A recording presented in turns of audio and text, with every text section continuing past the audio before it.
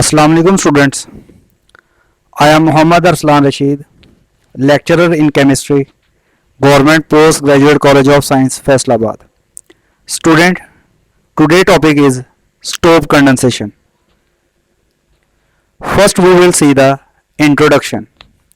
Stove condensation is a chemical reaction between carbonyl compound and ester of succinic acid in presence of strong base to form unsaturated half ester.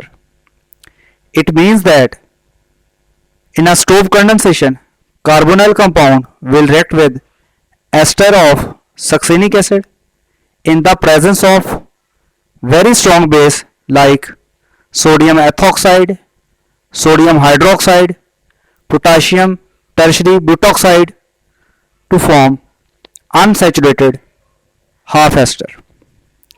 Stove condensation is highly specified for the ester of succinic acid.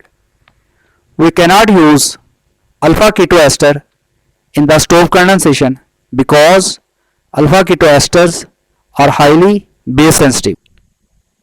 In this slide, you can see the general reaction scheme of stove condensation. You can see here two molecules are reacting with each other in presence of base to form alpha beta unsaturated half ester, which is the final product of this reaction. One of the reactant molecule is carbonyl compound. It may be aldehyde or ketone. Second molecule of the stove condensation must be ester of succinic acid. You can see here carbonyl compound is reacting with diethyl succinate in presence of base to form final product. You can see here this carbonyl carbon of the carbonyl compound form double bond with the one of the saturated alpha carbon of diethyl succinate. You can see in the product this is a carbonyl carbon of the carbonyl compound and it form double bond with the this saturated alpha carbon of diethyl succinate. Ester group adjacent to the double bond will remain intact or undisturbed during the stove condensation, and the other ester group will hydrolyze into the carboxylate ion. In this slide, you can see the mechanism of stove condensation. This alpha hydrogen of diethyl succinate have acidic nature because the ester group adjacent to the alpha carbon attract sigma electrons toward itself by the inductive effect. By this way, alpha carbon will get partial positive charge on it. Alpha carbon cannot bear partial positive charge. Alpha carbon will attract carbon hydrogen sigma electrons towards itself to neutralize its partial positive charge.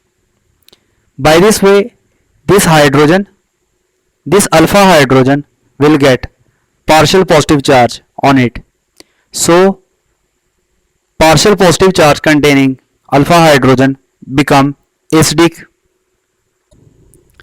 When we react diethyl succinate with tertiary butoxide ion which act as a base, then tertiary butoxide ion will capture this acidic hydrogen.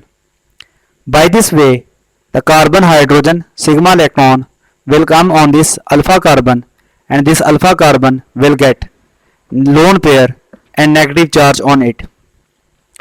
In the next step, this lone pair will attack on the carbonyl carbon of carbonyl compound. By this way, this alpha carbon of diethyl succinate will link with the carbonyl carbon of the carbonyl compound. During this process, the pi bond between carbonyl carbon and carbonyl oxygen will shift towards the carbonyl oxygen, and this carbonyl oxygen will get lone pair and negative charge on it. You can see here in the sign the alpha carbon of diethyl succinate bind with the carbonyl carbon of carbonyl compound, and the pi bond between carbonyl carbon and carbonyl oxygen shift towards the carbonyl oxygen, and this carbonyl oxygen gets lone pair and negative charge on it. In the next step, the lone pair of this carbonyl oxygen will attack on the carbonyl carbon of the ester group. You can see here this carbonyl oxygen bind with the carbonyl carbon of the ester group. During this process, the pi bond between carbonyl carbon and carbonyl oxygen of the ester group shifted towards the carbonyl oxygen, and this carbonyl oxygen gets lone pair and negative charge on it.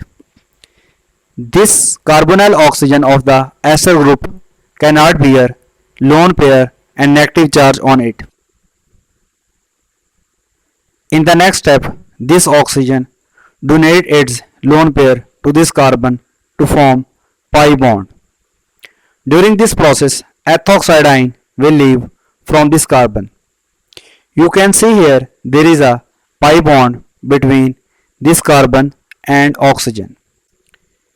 In the last step, when we react this intermediate with the base, then base will capture this acidic hydrogen which is adjacent to the other ester group. When base capture this acidic hydrogen, then carbon hydrogen sigma bond will shift between these two carbons, and carbon oxygen sigma bond will shift towards the oxygen, and this oxygen will get lone pair and negative charge on it. When carbon hydrogen sigma bond migrate between these two carbons, then double bond formed between these two carbons. At the end of this reaction, the final product is formed, which is alpha beta unsaturated half ester. You can see in the diethyl succinate there are two ester groups, but in the final product there is only one ester group. The other ester group hydrolyzed to the carboxylate ion. That's why we called it as a half ester. It means that the two ester group in the reactant but only one ester group in the product. You can also see that there is a double bond between alpha and beta carbon. That's why we called it as a alpha beta unsaturated half ester. Half ester mean only one ester group as compared to the reactant which contain two ester group. The other ester group hydrolyzed to the carboxylate ion. In the last slide, you can see one example of stove condensation. You can see here when benzophenone react with diethyl succinate in presence of potassium tertiary butoxide which act as a base, then alpha beta unsaturated half ester will be formed